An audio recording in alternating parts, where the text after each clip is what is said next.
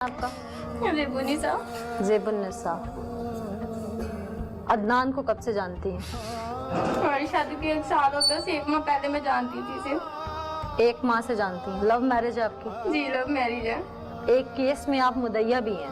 किस केस में? थाना सिविल लाइन के केस में। उसने मुझे जबरदस्ती से मार पीट के मेरे साथ ये जबरदस्ती करवाया था। किसने? अदनान ने। मैंने अभी तक हार्श लैंग्वेज नहीं इस्तेमाल, मैं औरत हूँ। मैं बहुत सारी इन्वेस्टिगेशन के बाद यहाँ तक पहुँची हूँ। थाना सिविल लाइन का जो केस था उसका क्या मामला था? वो एक उमर फरूक लड़का था, मैं उसे नहीं जानती थी। उसने मेरे साथ किया था, उसे बड़ा मना किया था कि तू मेरे साथ ऐसा ना करो। उसने वाकई मेरे साथ किया था। अदनान ने मुझे उसके पास भेजा था। तो उसे जब किया तो उसके पास सिविल लाइन थाने ले गया था। वहाँ की पुलिस को भी इसने पैसा दिया था। मैंने तशवीशी वहाँ के तशवीशी से कहा था, वो जो आदमी इन्होंने मेरा बाप बनाया था, मैंने तशवीशी से कहा था, वहाँ का जो तशवीशी था, क्या बच्चे था तशवीश कर। उसने कहा तुम इसकी बेटी हो। मैंने बातें बहुत उल्ट-पुल्ट कर दी कि इनको किसी बात पे शक हो जाए, ये उस पे FIR ना करवाए, क्योंकि मुझसे जबरदस्ती करवा रहे थे। तो फिर वो उन्होंने क्या कहते हैं, उन्होंने मेरी कोई भी बात नहीं सुनी। उन्होंने पर्चा दे दिया तशवीश। अब था सिविल लाइन थाने जाके वहाँ से पूछ। कौन था? मुझे नहीं नाम पता किसी का। कुछ शक्ल देख लूंगी तो पहचान जाऊंगी। वहाँ के मैंने बात उल्ट-पुल्ट भी की थी कि वो शायद पहचान से है कि इसकी बेटी नहीं है। तो फिर उन्हें क्या कहते हैं, उन्होंने क्या कहते हैं, वो पर्चा दे दिया था उस पे ना। तो पर्चा रेप का पर्चा? हाँ, रेप का पर्चा उसे दे दिया था। 1 माह वो जेल में भी रहा है। मैंने बहुत मिन्नतें की थी कि उसको निकलवा दो जेल से। जब तुमने जबरदस्ती मुझसे खुद करवाया तो वो जेल में क्यों सड़ रहा है? हाँ। तो फिर उन्होंने कहा था कि उन्हें क्या कहते हैं, वो हम अभी सुलह नहीं करेंगे, हम अभी सुलह नहीं उनसे करेंगे। इसने मेरा मोबाइल भी बंद किया हुआ था, मकान भी चेंज कर लिया था। मेरी फैमिली से किसी से भी मेरा राब्ता नहीं होने दिया था उन दिनों में।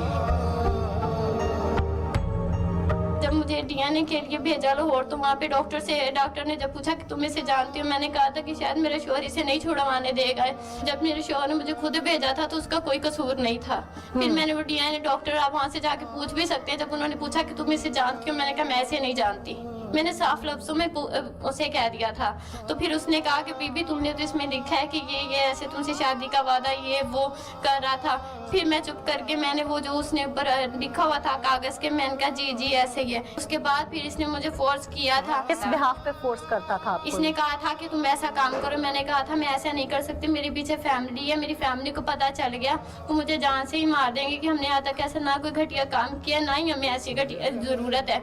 इसने कहा था मैं तुम्हें जान से मार दूंगा, तुम्हें जलील करूँ। जिस सिविल लाइन के केस में आपको मुद्दइया बनाया था, उस शख्स से कितने दिन आपकी गुफ्तगू पहले फोन पे होती रही? मेरी फोन पे गुफ्तगू नहीं होती थी, यही करता था मैसेज।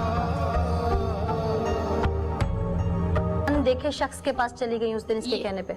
इसने मुझे बहुत मारा था और मेरे पास और कोई चारा नहीं था। इसके पास मेरी कुछ भी, इसने मेरी पिक्स वगैरह बनाई थी। इसने कहा था मैं फेसबुक पे दे दूंगा और मैं कहूँगा कि इसने खुद ही ऐसी अपलोड की है, तो मैं कहीं का नहीं छोड़ूंगा। इसने मेरे साथ बहुत ज्यादतियां की। मैं तो कहती हूँ इसे जिंदगी भर भी जेल से मत छोड़ना। आप थाने में खुद क्यों नहीं चीख के बोली कि मेरे साथ ज्यादती हो रही है? वालदा तक आपकी रसाई नहीं थी, फोन बंद था आपका, पुलिस के पुलिस वाले इनके साथ है तो मैं क्या करती? जब मैंने तशवीशी को साफ लफ्जों में कह दिया था ये जो असलम मेरा बाप बना पड़ा है, इसे आप पूछे कि मैं इसकी बेटी हूँ कि नहीं। अदनान से कैसे मुलाकात हुई थी आपकी? मैंने शादी की थी ना, तो उनकी डेथ हो गई थी, पटवारी थे, उनकी पेंशन वगैरह भी नहीं मिली। वो इधर जाती थी AC के दफ्तर में, अबूजर लीडर था। अपने ना मामा की फाइल आज से 2 साल पहले तक की बना के रखी है। इतनी ने साइन वगैरह कर दिए थे। इसने ना मामा से कहा कि आप ना मुझे अपनी बेटी का रिश्ता दो, मैं फिर पेंशन के कागज भेजूंगा। 2 साल पूरे इस बंदे उसे कैसे पता था कि बेटी है इनकी? 1-2 बार ना वो ना दरवाजे पे आया था कागज पकड़ाने के लिए, मामा से ना अंगूठे लगवाने आया था कि ना वो पेंशन, मामा घर नहीं थी। मैंने दरवाजा लॉक कर लिया था। मैंने कहा अंकल वो ना घर पे नहीं है। फिर आपकी शादी अबूजर से हुई? 1 माह गुजर गया। उसने पेंशन नहीं बना के दी मामा को। उसने कहा कि ना मैं कोई पेंशन बना के देता हूँ ना। उसने मेरी जिंदगी तबाह की। 1 माह मेरे साथ वो रहा। फिर उसने उन्हें क्या कहते हैं, फिर उसने मुझे डिवोर्स दे दी। उसने कहा तुम लोग मेरा कुछ भी नहीं बिगाड़ सकते, मेरी नौकरी है, मैं आदमियों को जानता हूँ, मैं तुम्हें नशर करूंगा। उसके पास मेरी तस्वीरें, पिक्स वगैरह थी। उसने फिर वो वापस घर आता रहा। उसने 1-2 बार मेरे साथ ताल्लुक रखा। हाँ, उसने 1-2 बार या फिर मैंने अपनी वालदा को बताया, फिर हम लोग वो मान नहीं रहा था कि मेरी बीवी है। फिर हम लोगों ने वहाँ पे इधर हासिलपुर में इसके खिलाफ भी दी थी कि ये मेरे साथ जना करता रहा, ऐसा करता रहा। फिर इसने वहाँ पे अपना निकाह नामा पिक्स वगैरह सारा कुछ वहाँ पे दिया। अदनान को गो थ्रू किसने किया था? ਦਫ਼ਤਰ 'ਚ ਬੈਠੇ ਸਾਂ ਸਾਜਿਦ ਦੇ ਦਫ਼ਤਰ ਤੇ ਨਾ, ਇਹਨਾਂ ਨੇ ਇਹੀ ਗੱਲ ਕਹੀ, ਅਸੀਂ ਸਾਨੂੰ ਨਾ ਤੂੰ ਦੇ ਲਿਖ ਕੇ, ਤੂੰ ਤੇਰੀ ਪੈਨਸ਼ਨ 'ਚੋਂ ਮਿਲੇ ਹਿੱਸਾ, कि हिस्सा दे सन। ਸਾਨੂੰ ਹਿੱਸਾ ਦੇ। कौन कौन सी उत्थे बैठा उस वेले? ਇਹ ਸਾਜਿਦ ਸੀ ਤੇ ਇੱਕ ਉਹ ਜਿਹੜਾ ਸੀ साजिद साफी।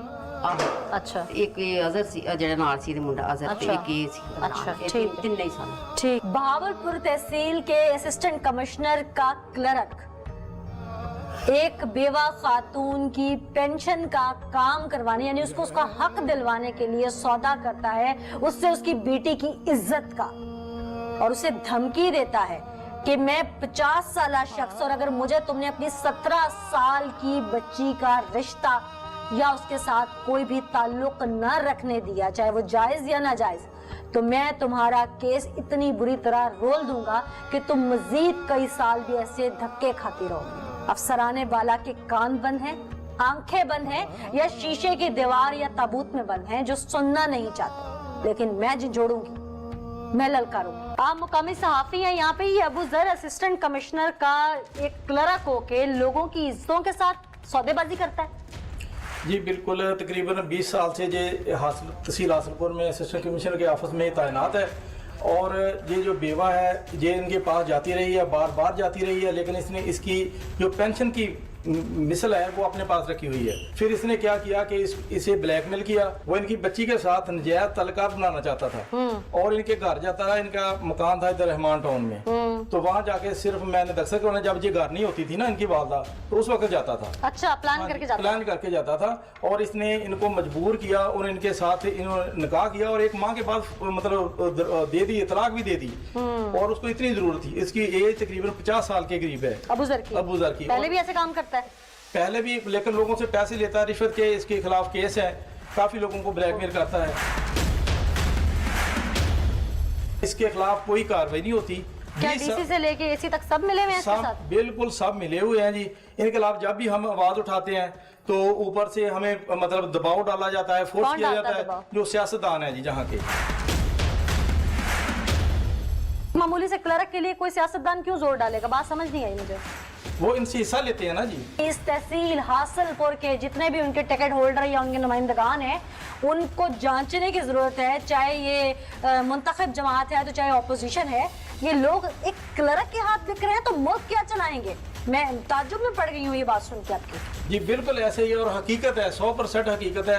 ये इनसे पैसे लेते हैं, हिस्सा लेते हैं, या इनसे निजायज काम करवाते हैं। इसके जो असासे हैं वो चेक किए जाएं। अबू जर के इसने लाहौर में अपने मतलब कोठियां ली, खरीद की हुई हैं। अच्छा। हाँ जी, और वो मेरा ख्याल करोड़ों में होगी, और इसने रकबा भी बनाया हुआ है। 3 गाड़ियां इसके पास। आप एक जर्नलिस्ट थे, आपके पास अप्रोच के बहुत सारे इदारे हैं। एक अदनान जैसे ब्लैकमेलर के साथ आपने इन 2 माँ बेटियों की मीटिंग कैसे करवा दी? कि आप तो समझते हैं चीज़ों को। ये वैसे ही बैठे हुए थे जी, तो उन्होंने कहा जी हम बहावलपुर से वो आए थे किसी गाड़ी के सिलसिले में। उनकी कोई गाड़ी थी इधर, उस सिलसिले में आए थे, तो उन्होंने कहा जी हम इनका काम करवा देंगे। हमारा वकील भी अपना है, फ्री वकील करके देंगे, तो हम इनका फ्री केस लड़ेंगे। आप